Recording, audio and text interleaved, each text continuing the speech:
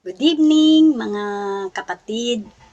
Ayan, Wednesday na naman po at prayer meeting. Pag sinabing prayer meeting, ito po yung time na maglalaan talaga tayo ng oras, ng panahon para lumapit sa Panginoon. At sa ating pong pagsisimula, no, gamitin po natin yung word na Acts. Yan. Simulan natin yung ating opening prayer na papurihan natin ang Diyos. Sambahin natin ang Panginoon, luwalatiin natin ang Panginoon.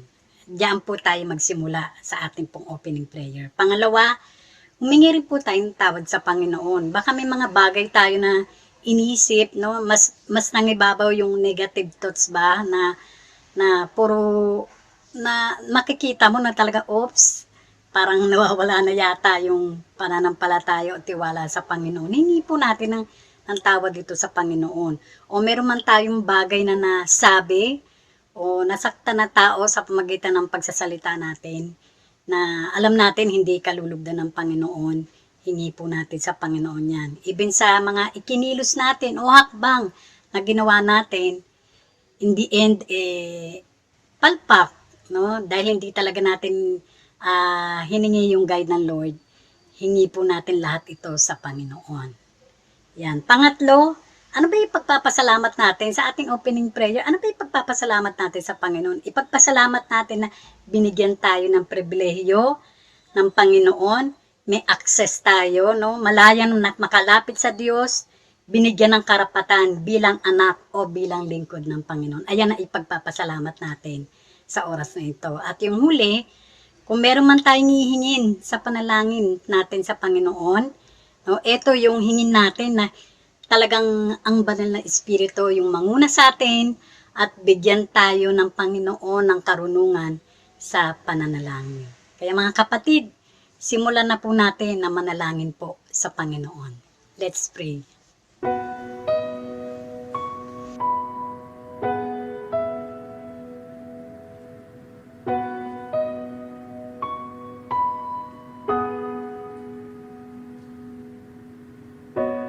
Nasa iyong mga kamay ang paghilom ng iyong bayan. Pakinggan ang inaalay, ang handog ng pusong nagsisisi. Ang ngalan mo may taglay na pag-asa sa aming bukas. Kalugdan ng inaalay, ang handog ng bansang nagsisisi. Iligtas mo kami, iligtas mo kami mula sa langit. Kami ay dinggin, lunasan ng bayan, naghihinagpis sa iyong pag-ibig. Palalayain at patatawarin.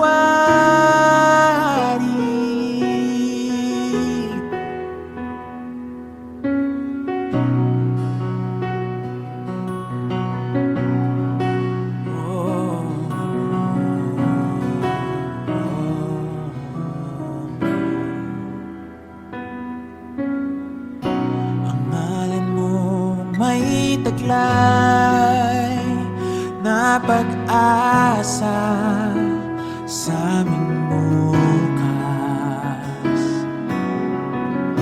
Kalugdan ng inaalay, ang handog ng bansang nagsisisi. As we worship the Lord tonight, let us remember God's presence, His holy presence, as we worship Him and praise His name. No matter what circumstances we may be in right now,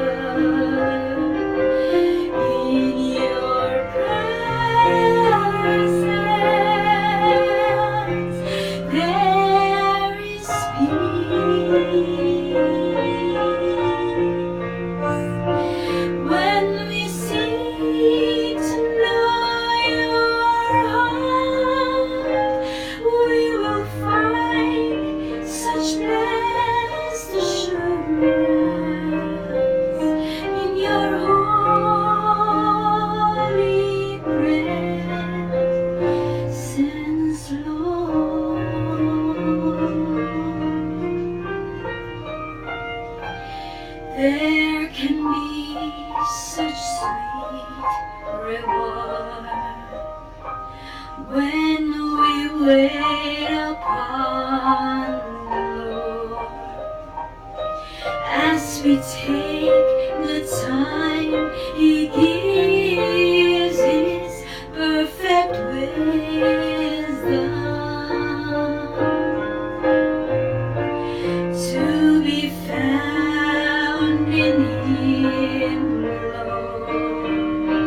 All our deepest secrets known, we're surrounded by His grace when we seek His face.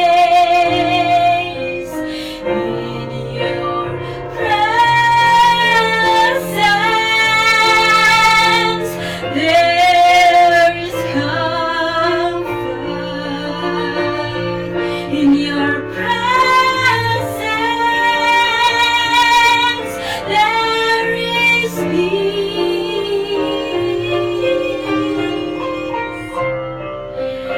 When we seek the Father's eye, we will find such blessed assurance. Never open door to know our Savior more. In the presence of the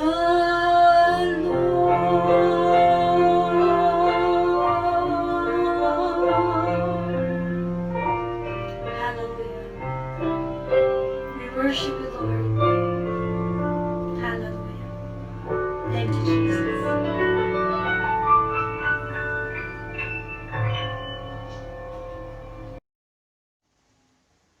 Para po sa ating pong prayer time, part 1, ang ipapanalangin po natin yung personal prayer concern and community na makikita po natin sa Line to Heaven. Pero bago po yun, gusto ko pong i-share yung John 14:27. Sabi po dito, kapayapaan ang iniiwan ko sa inyo, ang aking kapayapaan ang ibinibigay ko sa inyo. Hindi ito katulad ng ibinibigay ng sanlibutan. Huwag kayong mabalisa, huwag kayong matakot. Mapapansin natin no, sa Line to Heaven, pag binasa natin mga prayer request, no, iba-iba man siya, pero mas marami yung healing, humihingi ng kagalingan. At makikita natin na hindi simple yung inihiling nilang prayer request, no, na yung iba't ibang sakit. At ano ba yung pwede natin na maitulong bukod sa financial? 'Di ba? Bilang tao, parang pag inisip mo, wala tayong magagawa. Pero ang Panginoon, malaki magagawa ng Panginoon kasi siya yung ating Diyos na makapangyarihan sa lahat. No? Ano yung unang-unang pwede niyang gawin na ibigay sa mga tao na talagang nakakaranas ng hirap dahil sa mga sakit nila? Yung kapayapaan po. Siguro kung meron man tayong dapat gawin, ito yung i-claim natin yung kanyang pangako. No? At talagang hindi man madali doon sa mga kapatid natin, sa mga mahal natin sa buhay. Hindi ganun kadali na huwag kang matakot, huwag kang magbalisa. Kung ilalagay nga natin ang ating sarili sa kanila, na baka maramdaman natin na talagang oo nga no, hindi ganun kasimple yung pinagdadaanan nila. Pero mas maganda kung pangahawakan natin ang pangako ng Diyos. Siya lang yung makakapagbigay ng kapayapaan sa bawat isa, lalo na kung ikaw ay nakakaranas ng pagsubok, matinding pagsubok. Ito yung ipanalangin natin sa mga kapatid na ito. At sa pamilya ng ating church, no, isa ito sa ipanalangin natin na nakakadanas din ng mga problema dahil sa mga pandemic, no. Na Lord, ikaw po yung magbigay ng kapayapaan sa mga mahal namin sa buhay, sa mga kaibigan namin, sa mga kapitbahay namin. Ikaw yung magbigay ng kapayapaan. At ikaw lang po talaga ang makakapag-alis ng takot o kabalisahan ng bawat isa. Kaya napakasarap sa panalangin na talagang hindi lang yung basta na bigkas natin ang pangalan nila na ilapit natin sa Panginoon. Napakaganda nga kung talagang alam mo yun, yung iiyak mo sa Panginoon na yung pinagdadaanan ng kapatid natin. Kasi makikita naman ng Lord sa puso natin na talagang ito yung desire natin, ang puso natin ng Lord, ito po yung hinihiling namin para sa mga kapatid na ito.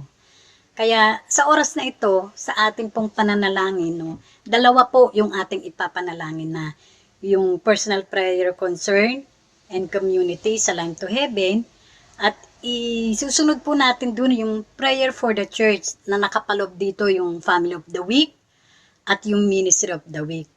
At talagang lahat po ito itiwala natin sa Diyos at ang kasunod nun, talagang nandun yung pag-claim natin ng promise ng Lord na talagang pwedeng mangyari ito, talagang mangyayari ito kapag talagang nandun ang ating malakas at yung malaking pananampalataya sa Panginoon.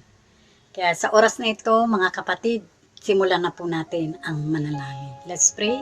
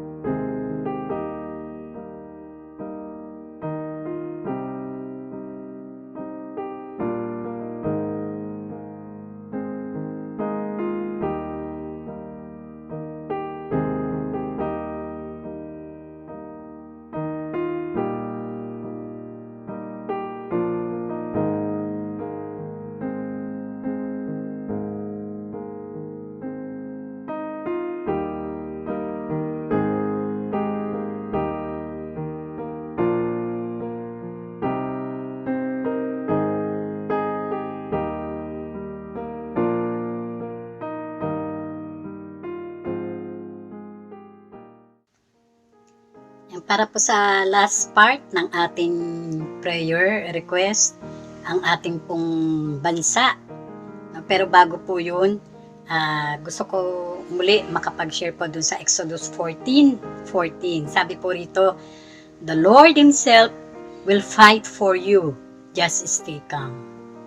Alam niyo po itong Exodus, ang kinakaharap na pagsubok ng mga taga-Israelita po dito, yung time na hinahabol po sila ng mga Ehipsyo. No? Kaya gano'n na lang yung takot nila. Pero bago mag-verse 14, nakakatawa kasi nandun yung paalala ni Moises sa kanila no? Na ang sabi ni Moises sa kanila, huwag silang matakot. Lakasan nila yung loob nila at ang tignan nila yung kayang gawin ng Panginoon, ang kayang gawin ng Diyos. At tayo sa panahon natin, no? Iba-iba yung nararanasan nating problema sa ating bansa. No? Nandiyan yung pandemic na hanggang ngayon lalo pang lumalala. Nandiyan yung mga calamities, no? Yung Bulkan Taal na hanggang yung ngayon nagagalit pa rin, no? Yung mga naiipit na mga kababayan natin sa kaguluhan sa ibang bansa, no? Yung matinding krisis na nararanasan natin. Actually, hindi lang tayo sa ibang bansa nararanasan din. Pero tandaan natin, iisa lang ang pwede natin gawin, no? Yung talagang hindi mawawala yung pananampalataya sa Panginoon. Kaya nasabi nga ni Moises sa verse 14, "Have faith in Him and He fight the battle for you." No? Hindi lang sa kanila kundi sa ating lahat, no? Have faith in Him and He fight the battle for you o for us. Mga kapatid, laban po ito ng Diyos Ang hinihiling lang sa atin ng Panginoon, no, sa ating panalangin, yung hindi talaga dapat mawala, yung matinding pananampalataya. No, yung talagang yung buong pagtitiwala, no, ang gustong makita ng Diyos sa ating puso o sa ating buhay. Na talagang kahit gaano pa katindi yung mga dumarating na mga problema sa ating bansa, hayaan po natin ang Diyos yung talagang makipaglaban. Hayaan natin ang Diyos na talagang siya yung magbigay sa atin ng katagumpayan, no, na nararanasan natin sa gabing ito.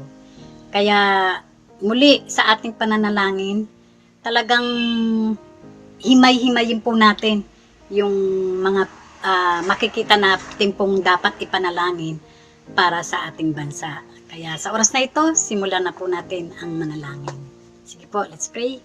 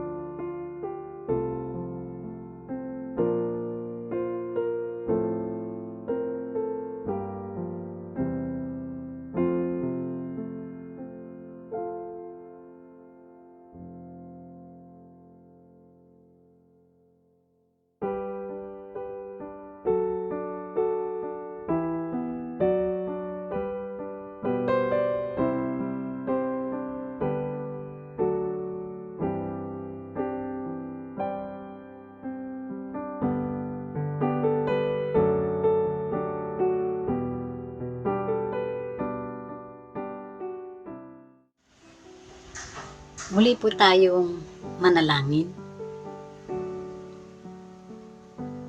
Tunay nga po, O Diyos, nagpapasalamat po kami ng marami sa iyo, Panginoon.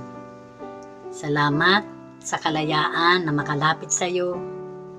Salamat sa pribilehiyo na binigay mo sa amin. Tunay nga po na isang malaking pagpapala po yung kami ay makapag-usap sa iyo sa pamagitan ng panalangin. Lord, bago po namin i-close sa panalangin, hayaan mo po na amin din pong ilapit sa iyo sa panalangin ng aming pong mga pastors, Lord. Yung mga pastors ng Soma, mga pastors ng Sibap, at yung ibang mga pastor na sa iba't ibang mga iglesia. Panginoon, dalangin po namin ang mga lingkod mo pong ito, O Diyos, lalo-lalo na dun sa mga pastor po namin na mayroon pong COVID, Lord. Hawakan po sila ng iyong makapangyarihang kamay, ng iyong mapagpalang kamay, O Panginoon. At ikaw po magbigay sa kanila ng kagalingan, O Diyos. Ikaw po mag-provide sa kanila financially, mga pambili po nila ng gamot, pagkain, ibinang kanila mga pamilya, Lord. Ikaw po magbigay ng protection, Panginoon. Lord, ikaw po magbigay ng kahabagan, Lord, sa aming mga pastor. At dalangin din po namin, Panginoon, ang mga leaders po nila na kahit yung time na nagpapagaling sila, Lord, ikaw po yung magbigay ng wisdom sa mga leaders upang sa ganun hindi po maputol yung gawain po para sa iglesia. Maraming salamat po sa iyo, O Diyos, sa patuloy na pagkilos mo sa buhay ng aming mga pastor. At sa oras na ito, nagpapasalamat po kami sa gabing ito, O Diyos, sa aming pong kapahingahan, Lord. Nawa po, ikaw pa rin ang maitaas namin. May mga bagay na gagawin pa namin sa gabing ito, Lord. Nawa po, gawin namin ito na may kasiyahan sa puso na ikaw yung maitaas namin. Pagpalain mo po ang bawat isa, Panginoon, ang bawat pamilya, ang bawat mga lingkod mo, Panginoon, na kahit na doon nararanasan mga pagsubok, problema, Lord, turuan mo kami laging magtiwala at manampalataya sa iyo. Kasi ikaw lang po talaga yung aming pag-asa. Ikaw lang po yung makakapagbigay ng kapayapaan sa amin.